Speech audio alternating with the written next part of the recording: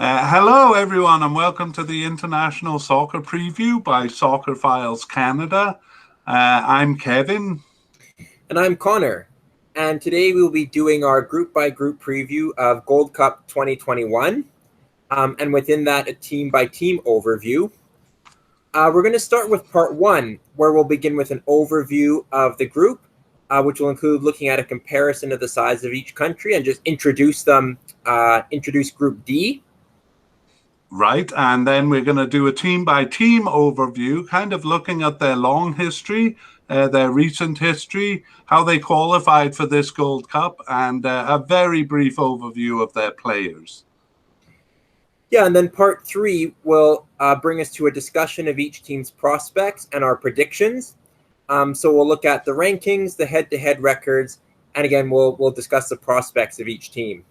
All right. And once again, please check out our preliminary podcast for the 2021 Gold Cup for some overriding information, which includes kind of an introduction of ourselves and the podcast, a bit of history on the World Cup and the regional CONCACAF Cup, for example, format changes that have taken place over the years. We'll introduce some other relevant tournaments that CONCACAF teams are involved with, and a discussion of FIFA and ELO rankings. Yeah, and if you're looking to find us on the internet, you can search for Soccer Files.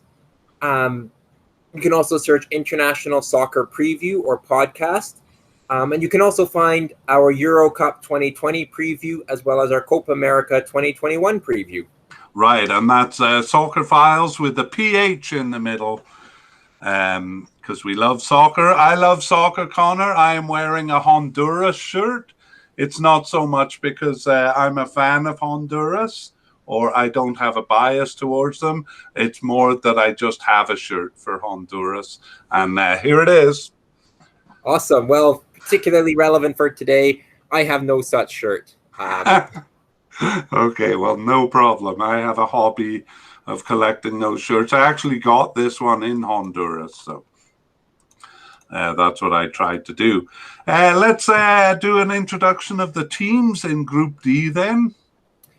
Sure, so starting with Honduras, they were winners of the CONCACAF Championship in 1981 when they hosted, and also made it to the final of the inaugural Gold Cup in 1991 when the Gold Cup kind of rebranded the old CONCACAF Championship.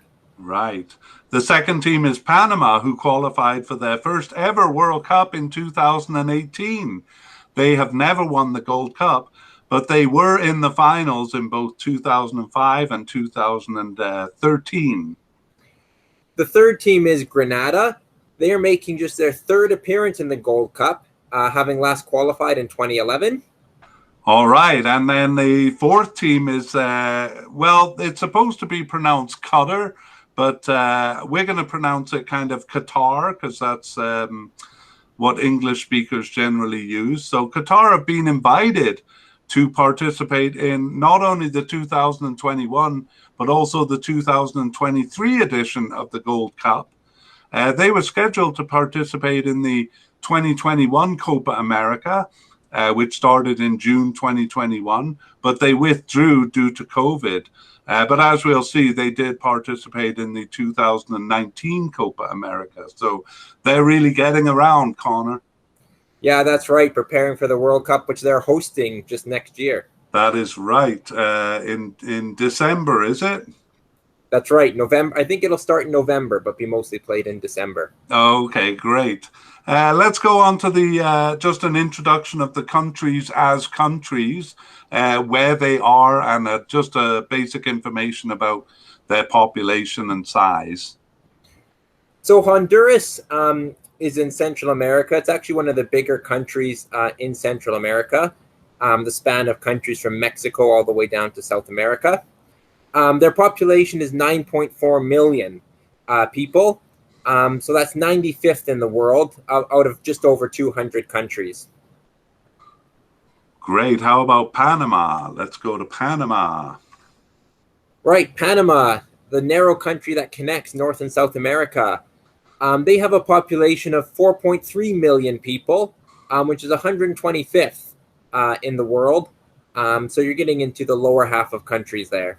Right. So that puts them at about half the size of Honduras. That's right. Let's take a look at Grenada there out in the ocean. Yeah, Grenada is a small island nation just off the north coast of Venezuela. Uh, it's a tiny country, only 344 square kilometers, and has a population of just 113,000. That's 178th largest in the world, so really near the bottom of all countries overall. All right. And finally, not in North America at all, is Qatar. So I put two little maps for those on YouTube looking at our simple graphics. That's right, all the way on the other side of the world. Qatar is a little peninsula sticking into the Persian Gulf. They have a population of 2.6 million people. So a little bit less than Panama, and that's 137th overall in the world. All right. And they are basically, as you say, a little peninsula sticking out from Saudi Arabia. Okay, well, let's move on to part two, our team by team overview. And how about Honduras's nickname? Do they have one, Connor? They have a few. The first is Los Catrachos. Apologies for the pronunciation. But that just refers to kind of men from Honduras, kind of a general nickname. So it's adopted by the team. They have also been known as La Bicolor. They're two colors, blue and white. La H, the H features prominently on their crest, and sometimes is their crest. Or La Selección, which is the selection. Yeah, I think a lot of Latin American teams have La Selección as the nickname. Let's take a look at their World Cup history.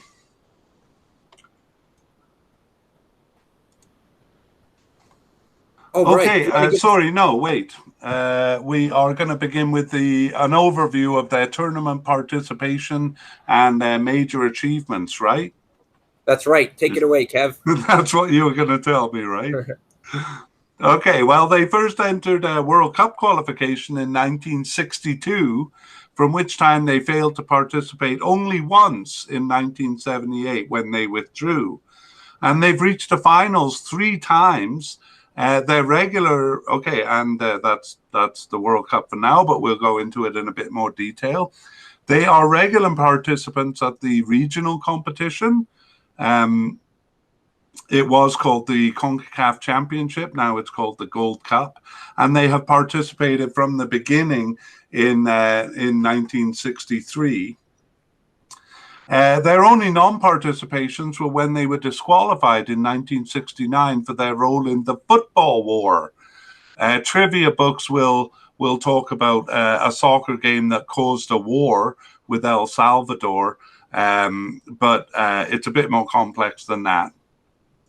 They also withdrew in 1977. That's the same withdrawal for the 1978 World Cup, because this regional tournament was the qualifying tournament for the World Cup.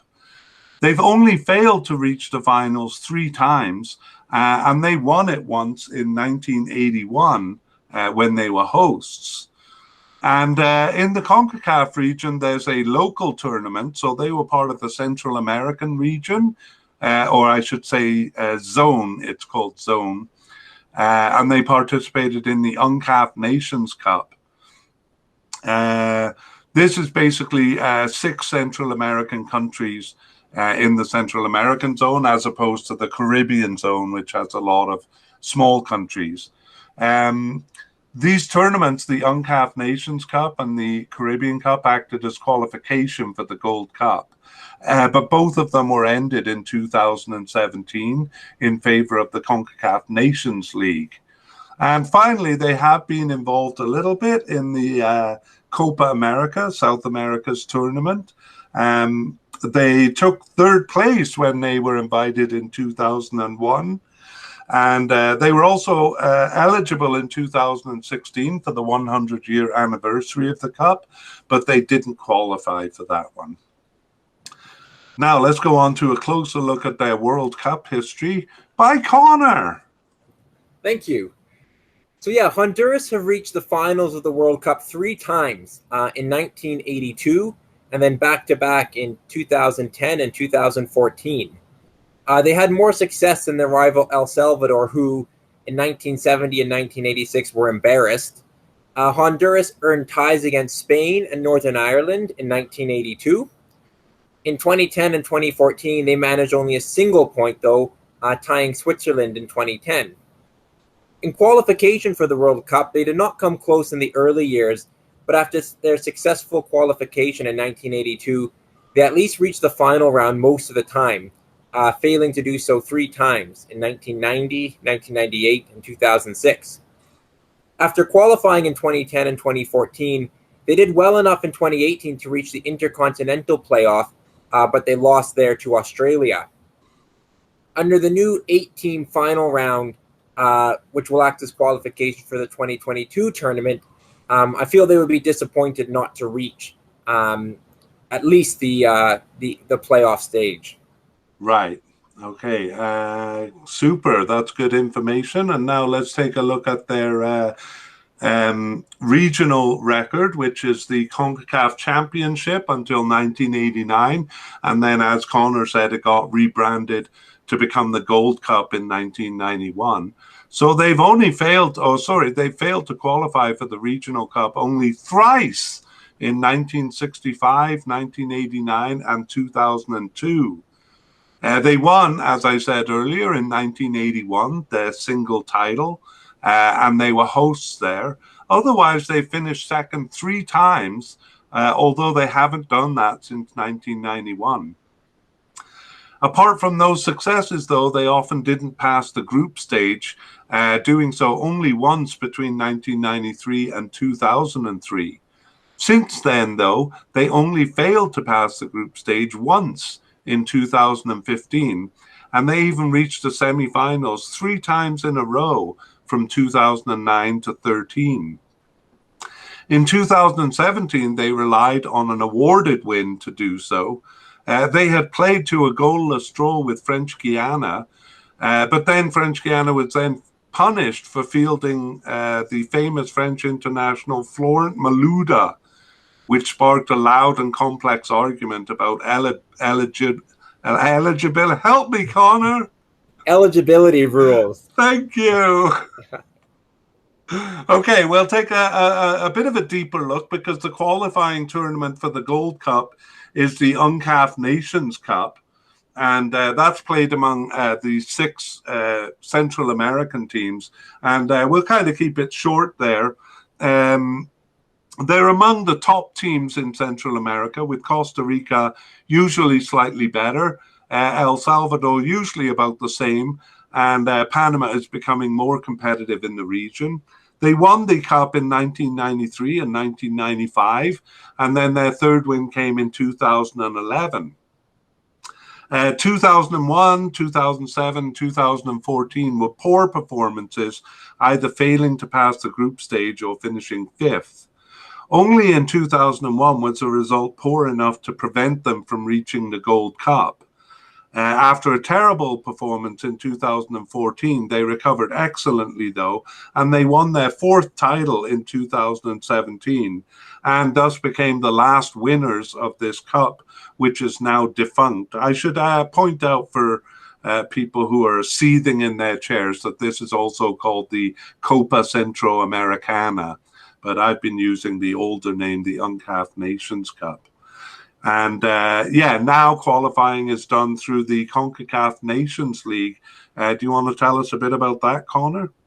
Yeah, I will. So, as Kevin mentioned, regional qualification for the Gold Cup is now through the CONCACAF Nations League. This is, I guess, the second. There's only been 2 versions of it, but the first version was really just a placement tournament, which was held in 2018 and 19. And actually, Honduras didn't need to participate because they had reached the Hex, or the final stage of World Cup qualification. So they were automatically placed in League A and given a place in the 2019 Gold Cup. For their first participation in the Nations League in 2019-20, they had a fairly easy grouping with Martinique and Trinidad and Tobago. They won the group suffering only a draw in Martinique, and will remain in League A for the next season, which is in 2022-23. Having won their group in League A, they advanced to a Final Four knockout tournament, but they lost to the United States 1-0 on an 89th minute goal. So they went out at the first hurdle, or at the semifinal stage. Right, and it's only League A that does that kind of final tournament, is that right? Yeah, that's correct. So they did as well as they could have in their group to advance to the Final Four. All right. Well, let's look at even more recent history. And normally at this point, we would do kind of how they qualified for this tournament. But in fact, Honduras didn't have to qualify. No, I'm wrong about that. They didn't have to qualify for 2019. They did have to qualify for 2021 for this tournament. How did they do that, Connor? Well, that was through virtue of the Nations League. So having won their group, finishing first in their League A, that automatically placed them into the 2021 Gold Cup. Great. Okay, now we'll take a look at very recent games in World Cup 2022 qualifying. How have they been doing, Connor? They have yet to play. Honduras were one of 5 teams that were given a bye or an automatic spot in what's now going to be the final 8, or the octagon, and that will be an 8-team round robin, where the placements will determine qualification for the 2022 World Cup. So although CONCACAF World Cup qualification is well underway with the early stages, they have yet to play a game in that qualification. Right. What do you think of the? It was basically based on ranking. What do you think of the top 5 ranked teams getting an automatic placement in the final round? Personally, I'm not a fan, and I know CONCACAF kind of jumbled it by initially doing 6 teams and then expanding it to 8. But really, the whole idea of World Cup qualification is that any team has a chance of making it to the finals.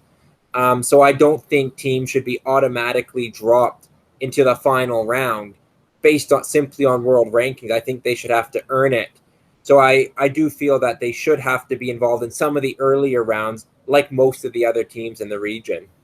Right. Well, as a Canadian, and I'm sure you too, were very upset at the initial format where they had 6 teams in the final round, and 5 of them were there based on their rankings. So Canada only had an opportunity to get 1 remaining spot amongst all the other teams in the region. Yeah, the changes have made it a little bit better, a little bit more open. But yeah, the idea of using FIFA World Rankings to basically determine who makes it to the final round, I'm not a huge fan of it. But I guess once it's in the octagon, that's where the real work will start. Yeah, well, let's hope that they improve that for the World Cup afterwards. Anyway, that's good information on the team. Now, let's take a look at some of the players that they have coming up. This is a pretty superficial look. Connor? Yeah, one player I'll mention is Albert Ellis. He's a 25-year-old striker and really an emerging talent for Honduras. He had a really good spell with Houston Dynamo in the MLS before getting a move to Europe, and he now plays in Portugal with Boavista. So I think he's one to watch and one who could be a big name for them for years to come. Yeah, he made a good impression on me in the 2019 Gold Cup. I don't have any graphics for their players because they didn't participate in World Cup qualifying. So do you have any more? Well, one other player I'll mention who may be familiar to fans of the Premier League is Captain Maynor Figueroa. It seems a long time ago that he played for Wigan and Hull, but at 38 years old, he's still going strong in the MLS with Houston. Wow, that's incredible. He was in the 2010 World Cup, I remember. Great. Okay, well, let's finish with a little summary here.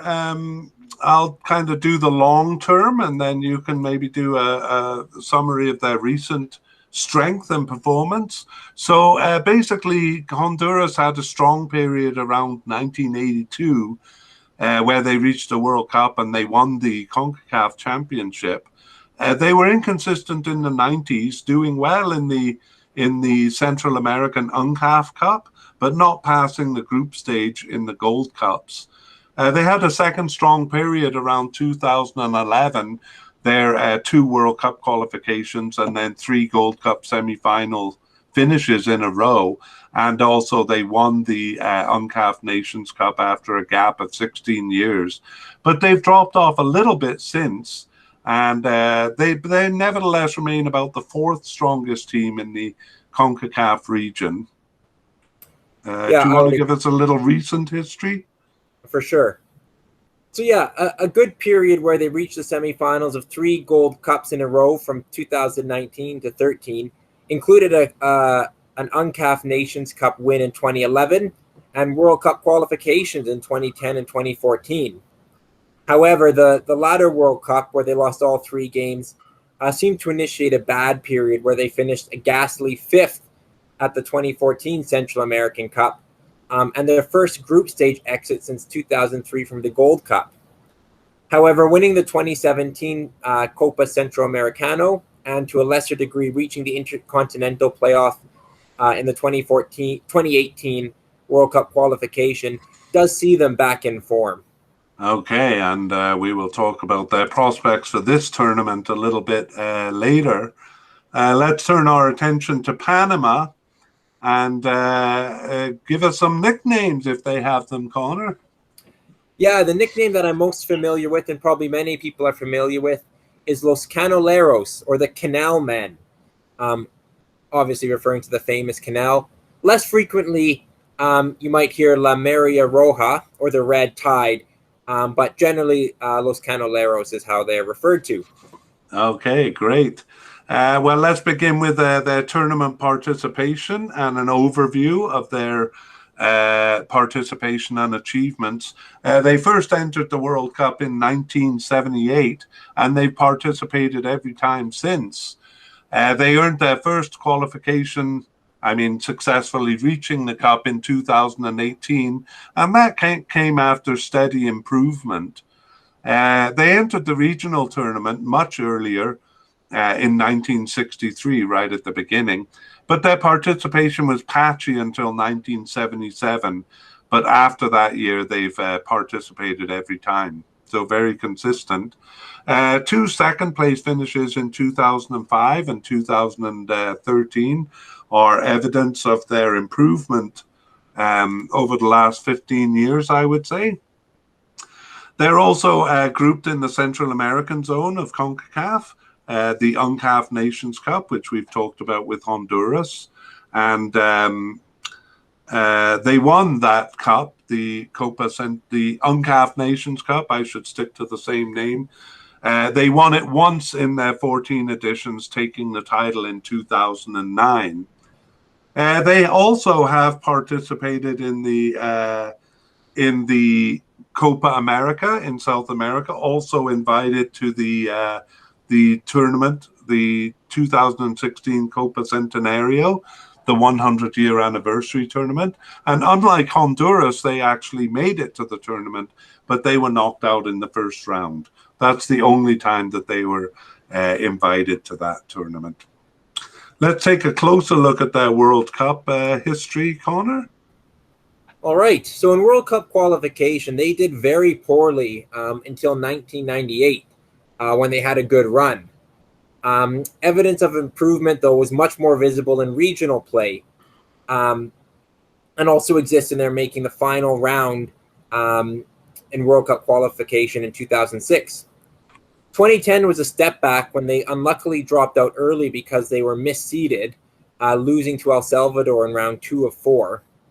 However, 2014 saw them reach the final round again, that's the Hex, and come within minutes of earning an intercontinental playoff spot. They improved their performance a notch in 2018 to capitalize on the failure of the USA and reach the World Cup, finishing 3rd out of 6. the glory of reaching the cup was not overshadowed by doing poorly once they were there. They lost all 3 games, but they were happy enough to score 2 goals to mark their first World Cup appearance.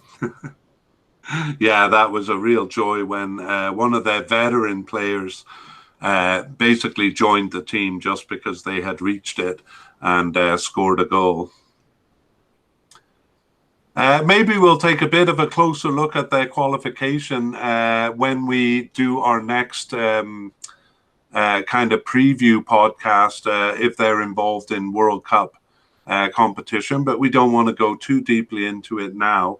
We're kind of providing a bit of an overview here. So let's look at how they've done in the regional cups. So their progress is not as evident in World Cup play as it is in the regional tournament. It's quite dramatic here.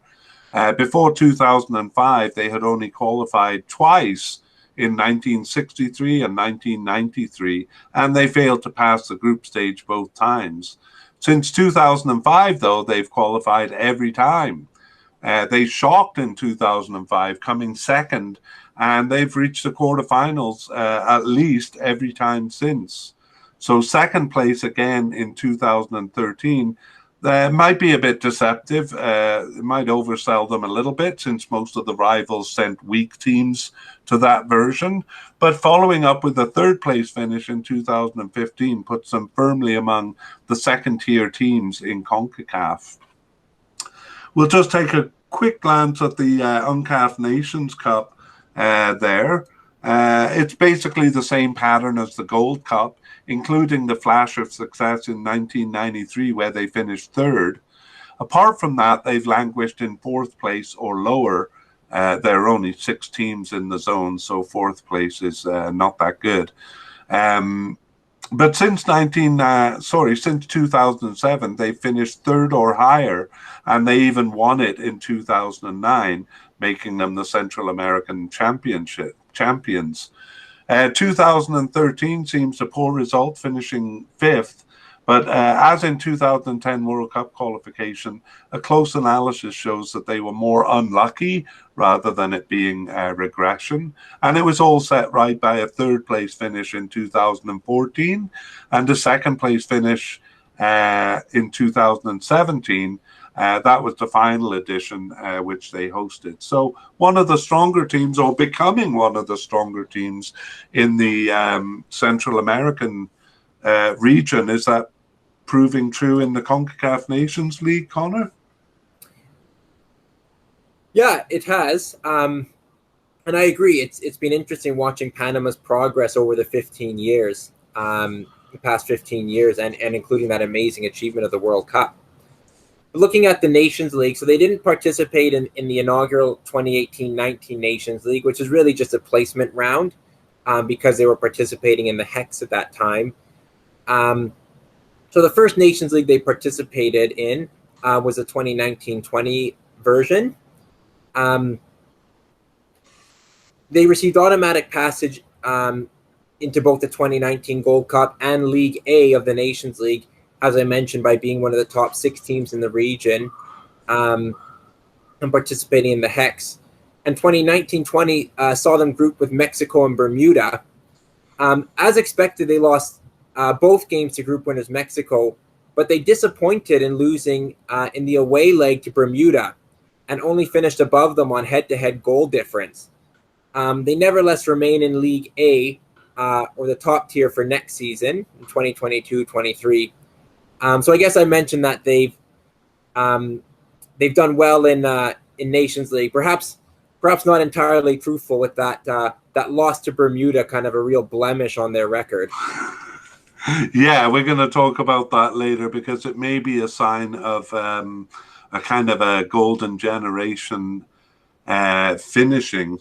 All right, so let's just clarify how they qualified for this 2021 Gold Cup. So they did qualify by virtue of finishing second in their 3-team group in League A of the Nations League. So the top 2 teams from in each group in League A qualified automatically for the Gold Cup. So by finishing second, that's how they reach this tournament. Okay, great. Now we'll turn our attention to World Cup 2022 qualifying. And unlike Honduras, they did actually have to go through the first 2 rounds of qualification. And excuse me, we can see that in round 1, they won all of their games, thrashing the weak Anguilla 13-0, but generally having no problem getting through there. They did have to score a late goal for a 1-0 win over Barbados in the first game, but generally they had no problem. And winning the first round brought them to a second round, and the second round would get them into the octagon that you've been talking about. I should say they're having a bit of difficulty agreeing on a name. The Hex was a good name. I've heard Oka, I've heard Octagon. Have you heard any others? That's what I've heard. Yeah, I like to call it the Oka, so I'm going to promote that. Do you mind? Not at all. Okay, great. Well, if we look at how they did in the second round, it was just a head-to-head with Curacao, and they won the first game 2-1, and then they held on to a tie in the second game, which was away in Curacao, and they made it through. So they will be part of the 8 teams in the final round of World Cup qualification. Let's take a quick look at some of their players. Do you want to lead that, Connor? Yeah, so their main offensive threat is Gabriel Torres. He scored 4 goals in their 2022 World Cup qualifying, all of them in that convincing win over Anguilla that Kevin mentioned. He plays with UNAM in Mexico, and he has 22 goals in 95 appearances and is undoubtedly their target man. He's been around for a while, but continues to be a very important player for them. Right. Okay. Well, I'm going to kind of make the case that their golden generation is retiring, and certainly some of their top players like Blas Perez are off the team now. But I was actually surprised when looking at World Cup 2022 qualifications that players like Armando Cupa and Annabel Godoy are still there. So it seems like some of them are still around, but as you can see, or as you mentioned, Gabriel Torres is 32 years old. I think a lot of that golden generation is in their 30s. So I wonder how much they're propping up the team, or how much Panama is able to kind of rejuvenate their team. Yeah, that'll be the question for this Gold Cup and World Cup qualifying is can they sustain the good run they've had that's been the last 10 or 15 years and coincided with the golden generation of players, as you said. Yeah, I'm excited to see how they look in the Gold Cup here, and that should give us an indication of what to expect in the World Cup qualifying. But we'll finish with a bit of a summary, so I'll do a bit of a long-termer summary. They're a team that have become more competitive in the new millennium, arguably a cut below Costa Rica, but competitive at the second tier with Honduras and some of the top Caribbean teams. Qualifying for the 2018 World Cup was a really fitting conclusion to their steady progress. However, it was a reward for a strong generation, which is now aging. So the question, as I mentioned, is whether they can maintain their strength, or whether they will drop off now that that golden generation is going into retirement. Yeah, I think that still remains to be seen. More recently, 2005 really marks a turning point for them from being an inferior team in the region to being a competitive one. Their steady improvement is more evident in regional play, as it went from rarely reaching the Gold Cup to passing the group stage every time. And reaching the World Cup in 2018 capped their achievement, but will not likely be a regular occurrence for them. A quarterfinal finish in 2019 in the Gold Cup was a relative step back, and struggling with Bermuda in the most recent Nations League was not a good sign. It's too early to tell whether they are falling back or whether they can renew the team to maintain the form that they have managed for the last 15 years. Great. And that is Panama in a nutshell. And we're going to move on to talking about Grenada. I think they also have a nickname, do they, Connor? Their nickname is the Spice Boys. I like that one. Very nice. Yeah. Yeah, great. Let's take an overview of Grenada. They first entered World Cup qualification in 1982, but then after one entry, they disappeared until 1998. And from that time, they participated consistently. They've never reached the World Cup, and not even the final round of qualification. Similarly, in the regional competition, they joined. They joined in 1981, as in they entered the competition, but then they disappeared until 1993. But they returned a bit earlier than they did in the World Cup. They reached the Gold Cup twice in 2009, 2011, and they're members of the Caribbean zone and have been more consistent participating in Caribbean Cup competition, which acts as a qualifier for the regional competition. There they missed only one edition in 1991, and they had some success there too, finishing in second place twice in the Caribbean Cup. Let's take a bit of a closer look at their Gold Cup, and over to you, Connor. Yeah, I'll start with the World Cup. Sorry, yes, I said Gold Cup. I meant World Cup. Yeah, so for Grenada, despite being a wildly inconsistent team otherwise, they have been fairly consistent in World Cup qualification, either getting a bye, beating a weak team, or else Guyana in the first preliminary round, only to lose to a better team in the second round. I mentioned Guyana because that's a bit of an interesting matchup since they lost both legs to them in 1982, but beat them in both legs in 1998 and 2006 by large margins at home. 2002 was a very close-run battle with Barbados, but they've stood little chance in most recent campaigns, knocked out by the USA in 2006, Costa Rica in 2010, despite doing well to tie them at home in the first leg, and Haiti in 2018. 2014 gave them a better chance through a group round, but they performed poorly, finishing below Belize and St. Vincent and the Grenadines. Right, so that is their World Cup history. They have a bit more success in the CONCACAF regional tournament.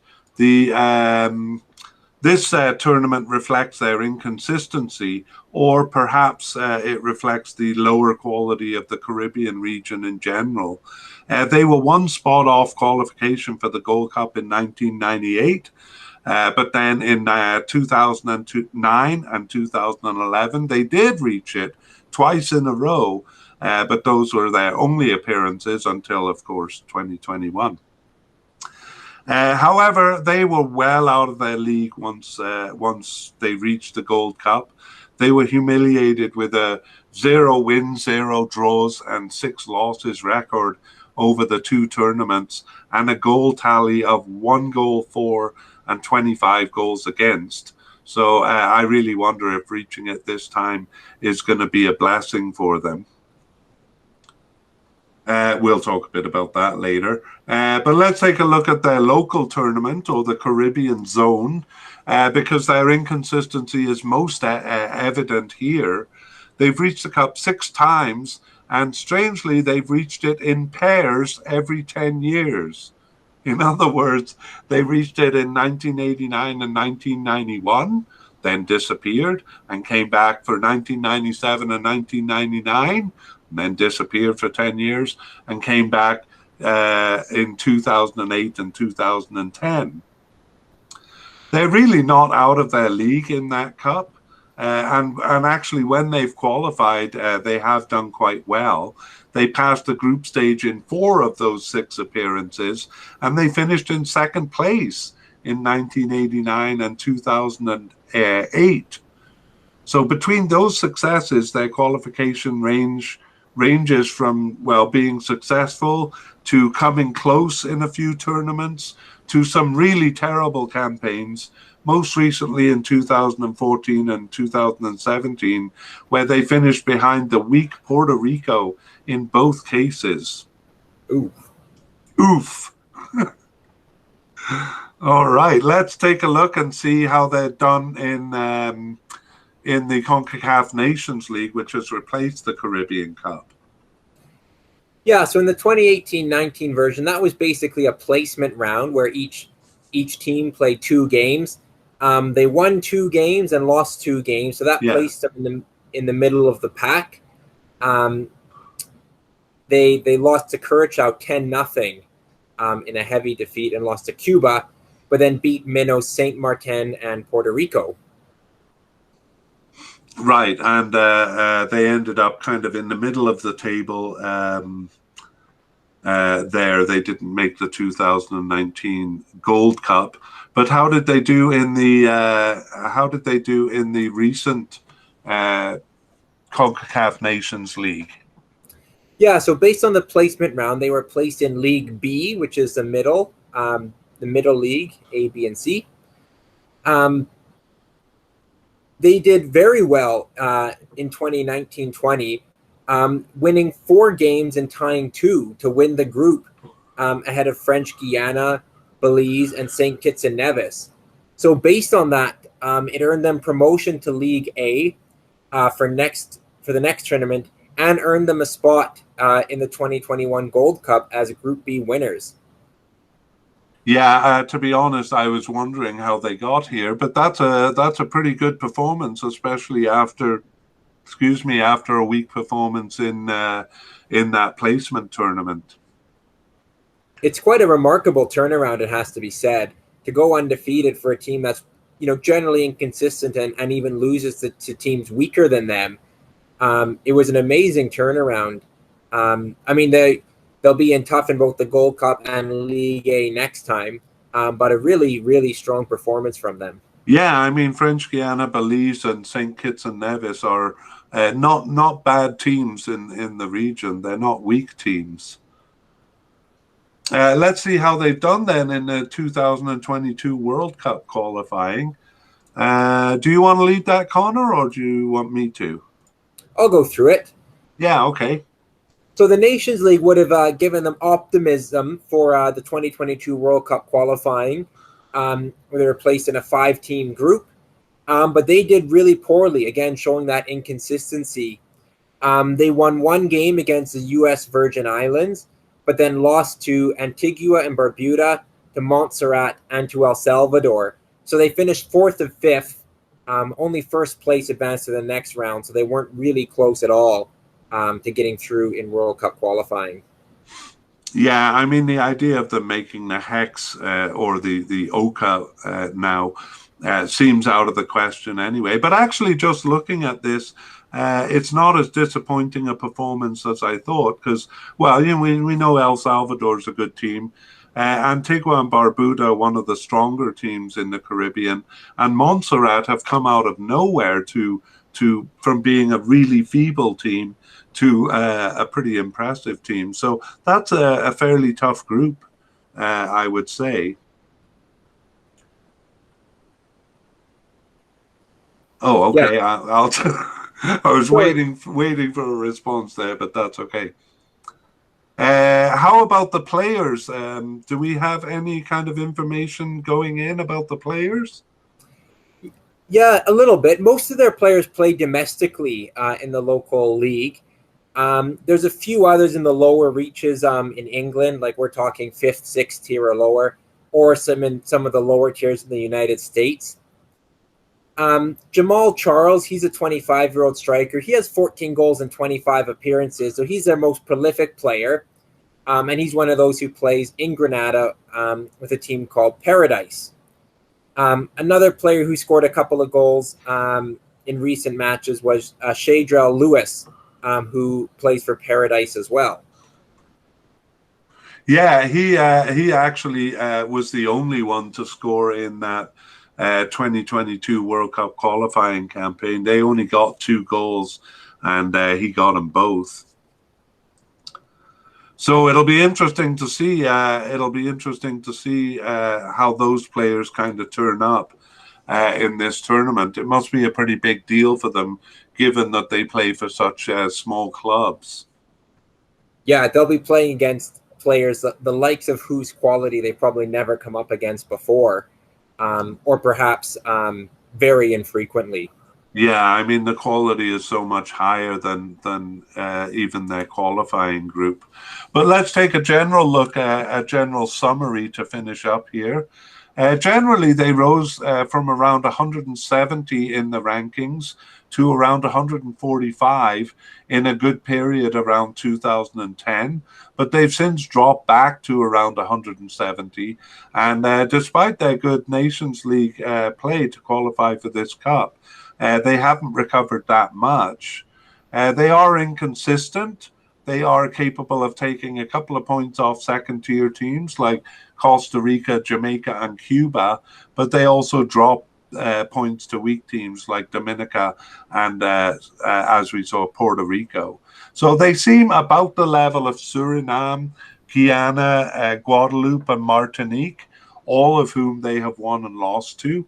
They do generally lose, though, to the stronger Central American teams. Right. So they seem to surge every 10 years or so, though it doesn't register at the World Cup qualification level and registers only slightly in regional play with appearances at the Gold Cup. After a very poor period in the 2010s, they have once again emerged with a Gold Cup appearance and promotion to CONCACAF Nations League A. What they make of it remains to be seen. As we said, against much, much stronger opposition than they're typically used to playing against. Mm-hmm. Another pattern is that their success comes in pairs, so that's in their favor. However, they have been well out of their league in previous Gold Cups, and life at the dizzy heights of League A seems to be too rich. Okay, great. And now we kind of take a trip across the world to talk about Qatar. And I didn't think they had a nickname, but it looks like you found one there, Connor. Yeah, known as the Crimsons, which is a distinctive color of their flag, kind of a dark red, a claret color. Yeah, that's right. Okay, well, let's take a look at their tournament participation and major achievements. So they began competing in the Asian Cup in 1976 and the World Cup in 1978. Their participation has been consistent through those times or since those times. They've never made it to the World Cup except for 2022 because they're hosting it. And they normally wouldn't make it to the World Cup apart from their hosting duties. And I got to say that has become a fiasco of corruption for FIFA. Nevertheless, impressively, they have qualified for the Asian Cup every time since 1980, except for once in 1996. But they were really a second-tier team in Asia until a stunning win of the Asian Cup in 2019. Their first tournament, though, was in the Gulf Nations tournament, or the Gulf Cup of Nations. Participants are Saudi Arabia, Bahrain, Qatar, Kuwait, UAE, Oman, and Yemen. And this is a pretty old tournament. It started in 1970. And they have participated in every edition. And they've won it 3 times as hosts. So in 1992, 2004, and in 2014, they won that Gulf Nations Cup. But we won't actually get into any more detail on that.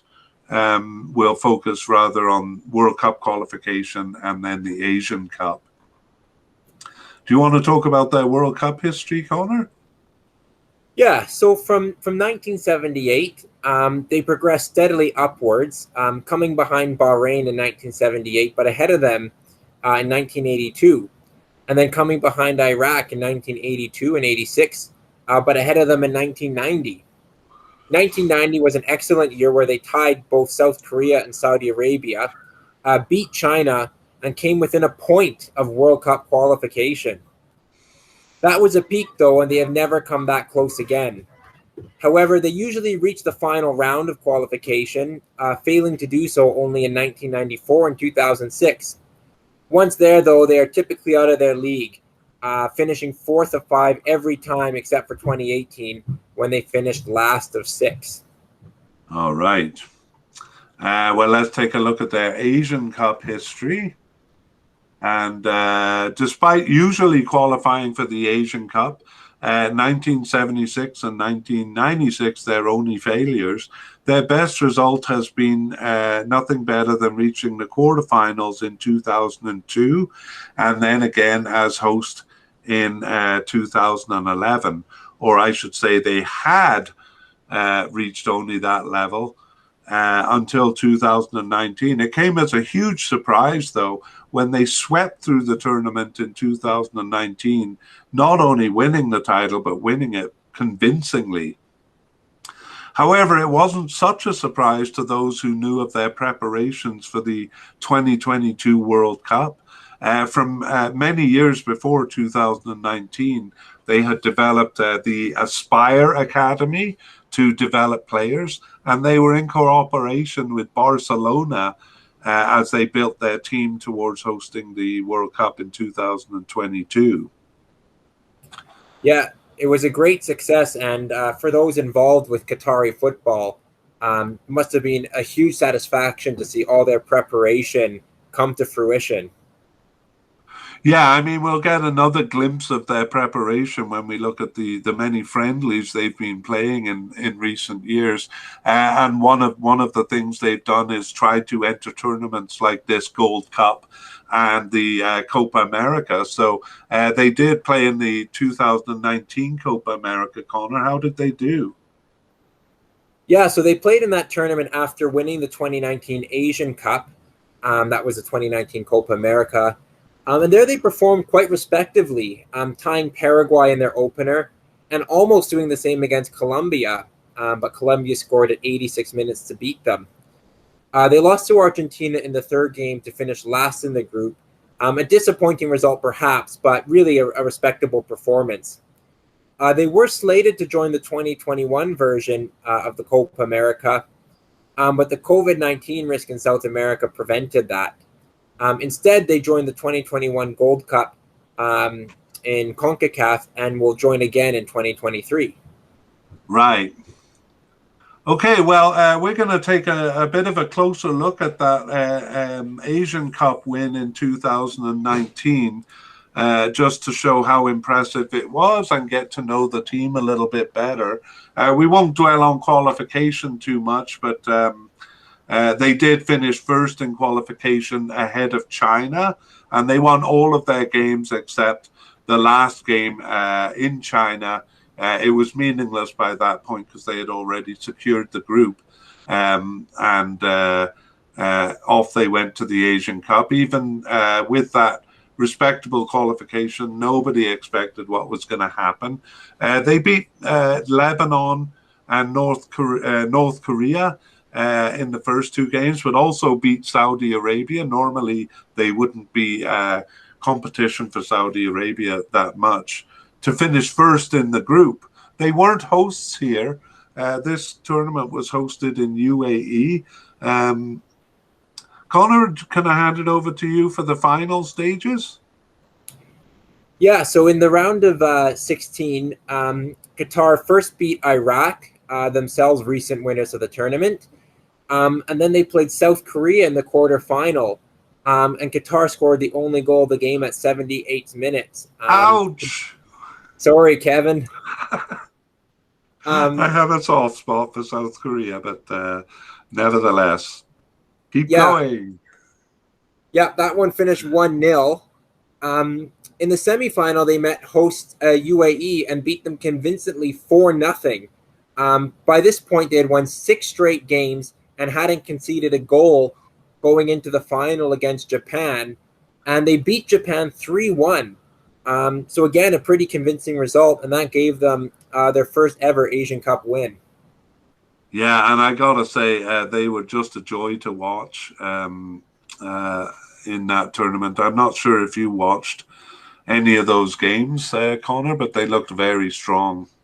I remember watching the final, and one of their players, I'm fuzzy on the details, but just scored an unbelievable goal. I think it was a shot from about 30 yards out or something, but just an unbelievable goal in the final. Oh, okay. I'll have to review that. I don't remember it myself. Let's take a look at their World Cup 2022 qualifying. They're also, no, before that, we'll take a quick look at their friendlies just to show how much they've been playing. We won't go through these games in detail, but just the sheer number of games. What do you make of it, Connor? Yeah, they've really packed the games in and done their best, even with the disruptions in COVID. And yeah, they've played a lot of teams both inside and outside Asia, playing games in Ghana, Costa Rica, and then lots of teams in their regions like South Korea and Saudi Arabia. And more recently, they had some friendlies in March where they beat Luxembourg, Azerbaijan, and then tied the Republic of Ireland. Ouch! Yeah, they're doing a number on our teams. Yeah, they're really playing everyone and their dogs. Let's move on, though, to see how they've been doing in World Cup qualifying. And maybe I'll take us through this one.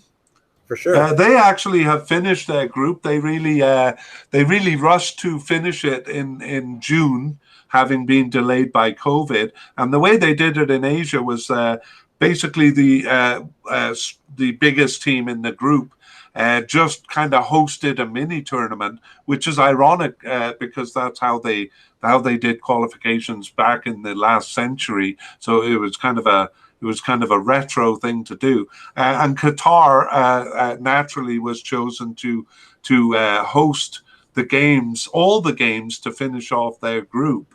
And they actually, I think they secured their win after 7 games or so. And they won all of their games. Oman was the second strongest team there. The teams below that are quite weak. India is a bit quirky. They can sometimes turn up, and they did here by handing Qatar their only tie in Qatar, no less. It was only the last 4 or 5 games that were in that tournament in Qatar. So even though it looks like the latter games were played away, they were actually played at home, which was kind of an advantage. But there was little doubt that they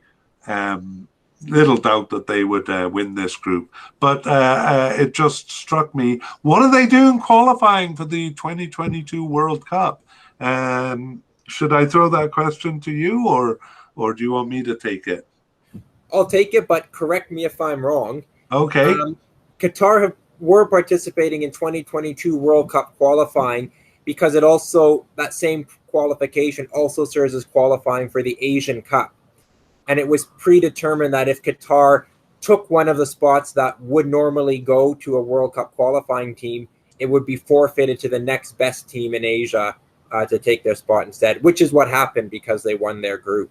Oh, okay. Yeah, that is right. And yes, it is qualifying for the 2023 Asian Cup. So they do need to be there. But I think there's also that movement to have the hosts qualify, because if they don't play any games before the World Cup, then they're not really in shape for it, so to speak.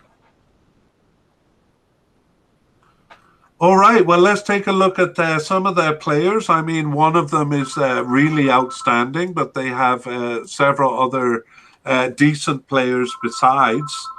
You're going to tell us about one of them? Yeah, so all players currently on the national team play within their domestic league, and usually coming from just the majority are drawn from, I think, about 4 clubs in Qatar. But the outstanding player is Almoez Ali, or Almoez Ali Abdullah. He's just 24 years old, but has already scored 30 goals for his country in just 62 appearances. He was the leading goal scorer in the 2019 Asian Cup, scoring an amazing 9 goals across 7 games. And And in World Cup qualifying, or Asian Cup qualifying, he was their leading goal scorer again, scoring 6 goals in their 8 games. Akram Afif is another striker who kind of pops up with the goals as well. But Almoez Ali will be a very interesting player to watch to see how he does in the Gold Cup and whether he can continue his good form for the national team. Yeah, well done. Yeah, they're not a one-trick pony, although, most people won't be familiar with their players. Um, as you said, they all play domestically.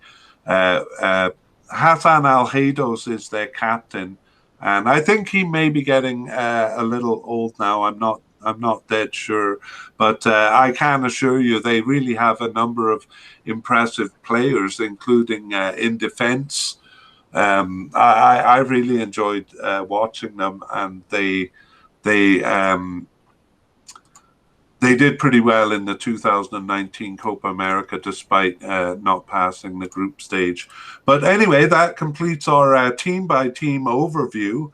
And now let's get closer to looking at their prospects by looking at how the teams are ranked. Do you want to tell us how they compare with each other, Connor? Yeah, I'll start by going through the rankings. So the first team is Honduras. Honduras are 67th in the world according to FIFA and 58th according to ELO. This position has been relatively consistent for them for the past 5 years. However, they are up significantly from December 2015 when they were 101st in FIFA and 86th in ELO.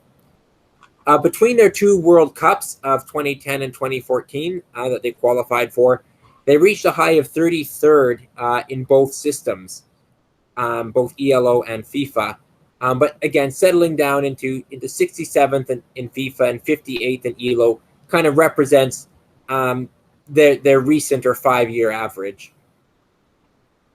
Any comments, Kev? Yeah, no, I mean, they had some great players there around 2010. I remember Wilson Palacios, especially, or the Palacios brothers, because I think there were 5 of them that played for the national team.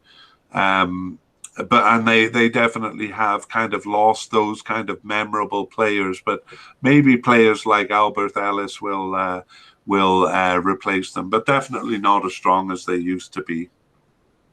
Right. How about Panama? So Panama are a little bit lower. They're currently 78th in FIFA and 70th in ELO. In June 2017, in the lead up to the 2018 World Cup, which they qualified for, they were 52nd in FIFA and 50th in ELO.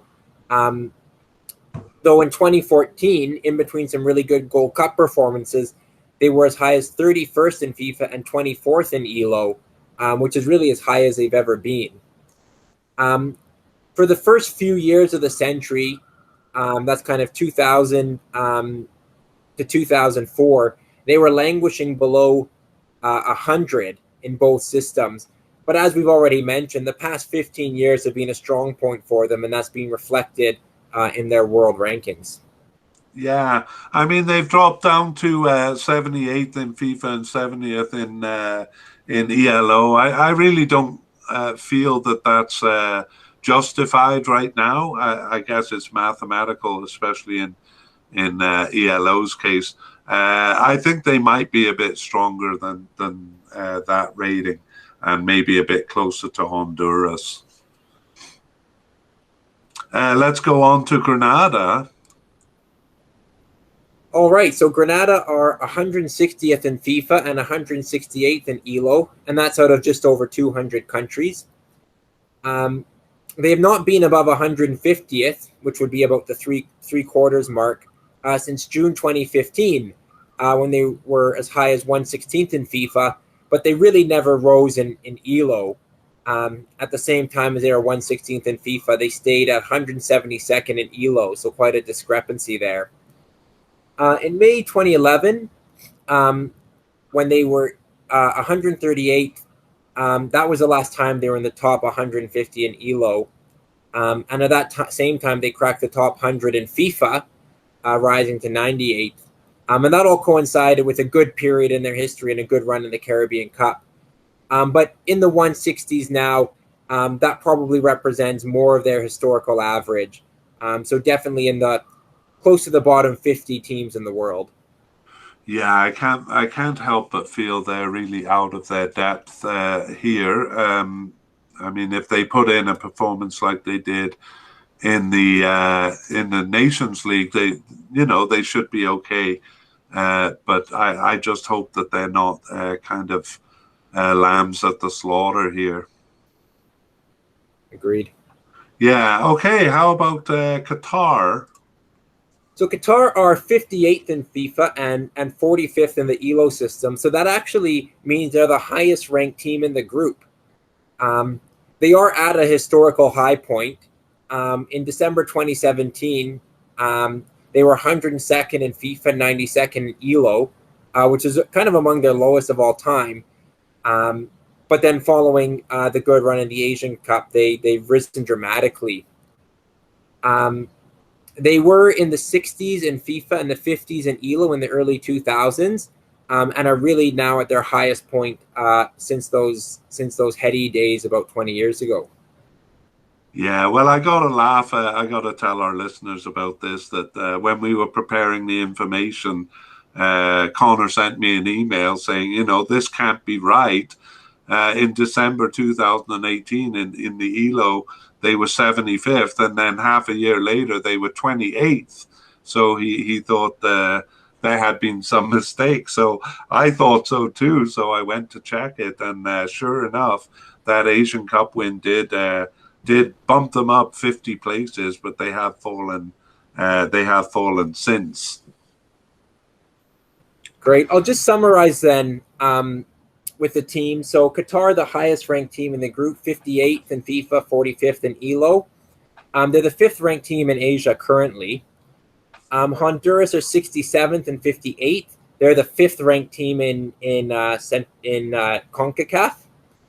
Panama are 78th and 70th, so 9th or 7th, depending on the FIFA or ELO system. And Grenada are near the bottom. They're the 18th highest ranked team in the CONCACAF region, according to FIFA, and 23rd in ELO, sitting at around the 160 mark. Yeah, so no matter what way you look at it, Grenada is really, as I say, kind of out of their league here. But who knows?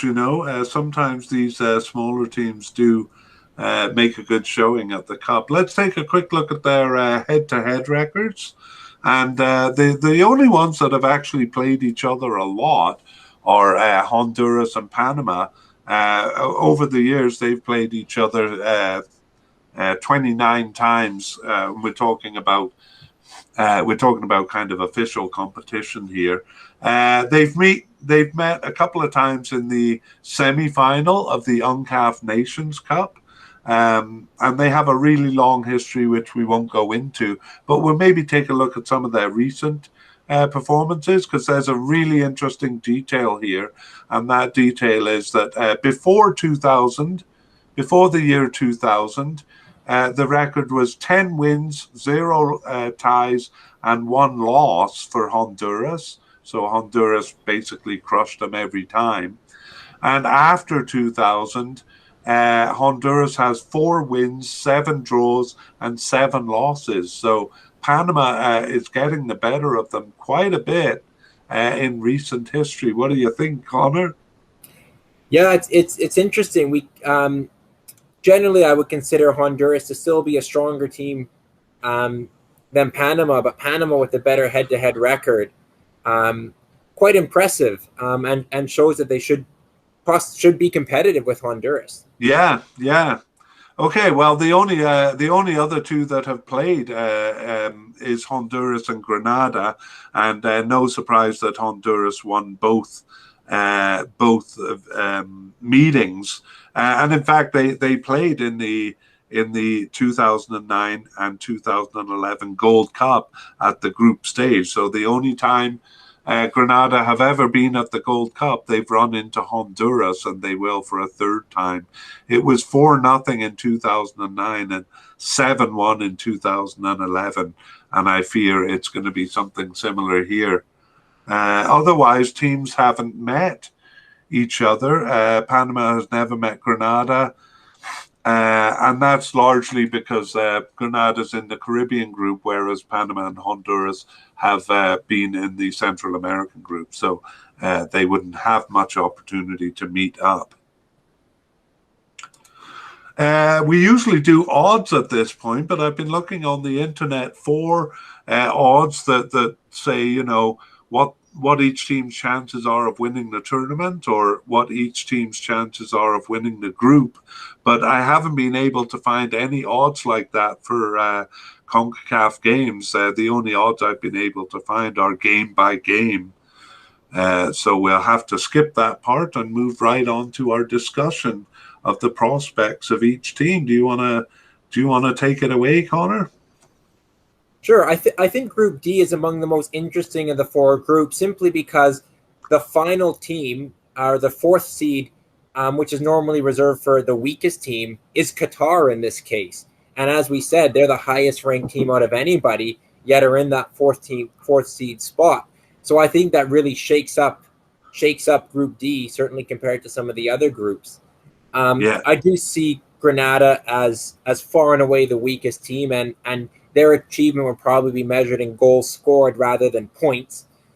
And as far as the other three, I think it could be competitive. They're all played on neutral ground in the United States, so perhaps that home field advantage that you might expect for Honduras or Panama doesn't really exist. So I think that gives Qatar a real decent shot. How do you see those top three in particular? Yeah, I think it'll be Qatar bringing the spice rather than the Spice Boys.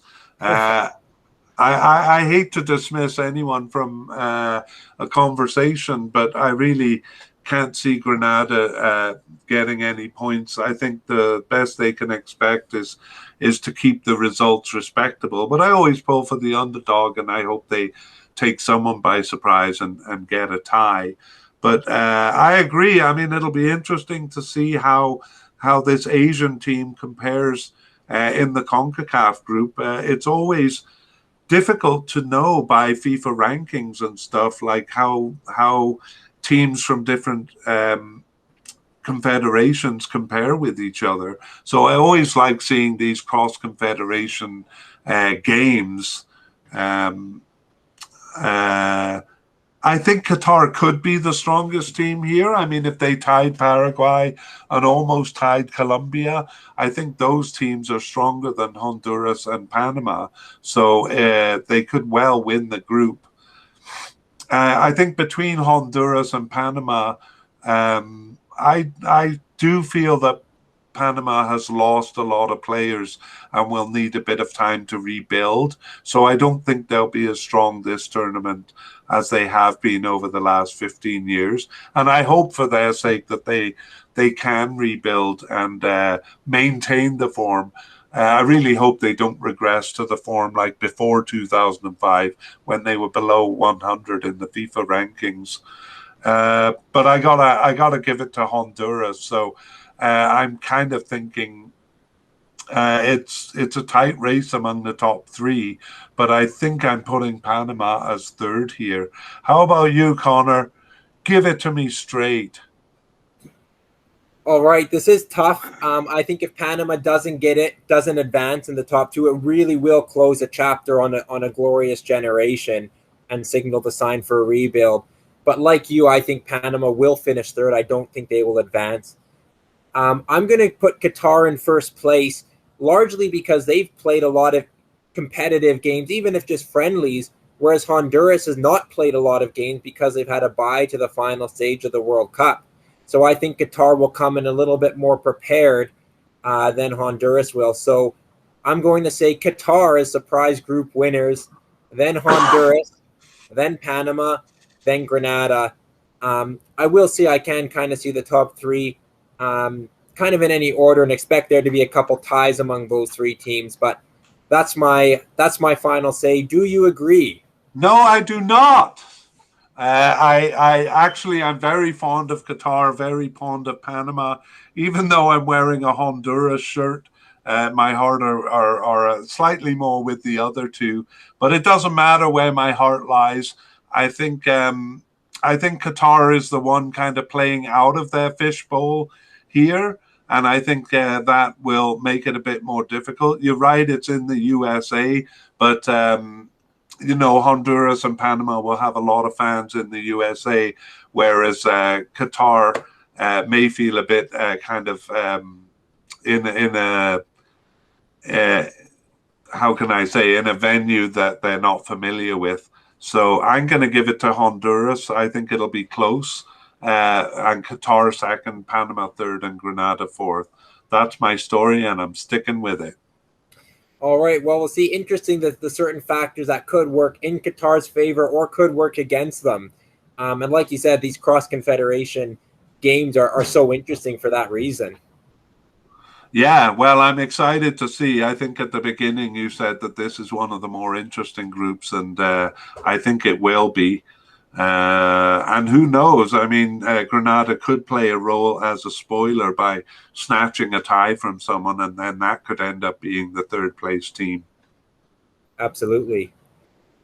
All right, but I think we'd better sign off. We haven't been very good so far about advertising ourselves. I've got the name up on the screen for people who are watching it on YouTube. But do you want to just say a couple of things like our name and what people can search to find us?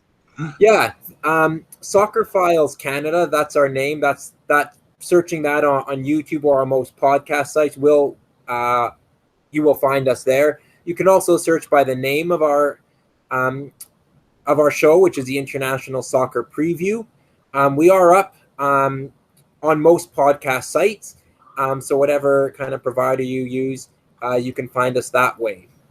Right, and I'll just add Soccer Files is spelled with a PH, and it might be under Soccer Files or Soccer Files Canada, and it might come up under International Soccer Podcast. But in time, we're going to have a website, and it'll make it easy to find our podcast or YouTube, whichever you prefer to digest our thoughts on.